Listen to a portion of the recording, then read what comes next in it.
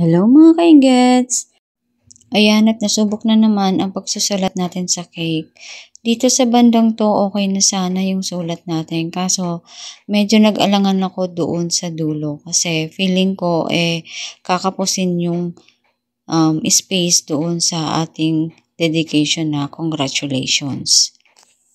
Medyo hindi ko natansya masyado yung space para sa ating congratulation kaya medyo kinapos doon sa bandang gilid. Pero okay din naman, naitawid din naman natin yung ating sulat.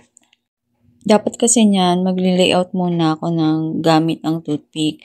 Kaso, yung dati kong gawa, hindi masyadong natakpan ng sulat yung layout. Kaya, pangit yung base ng cake, may mga guhit-guhit.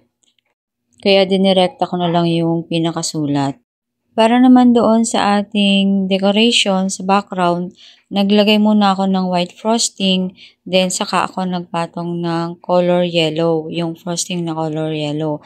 Para in case man na mag-bleed yung ating food color doon sa icing, hindi sasagad doon sa pinaka-base ng cake. Thank you for watching mga kainggets!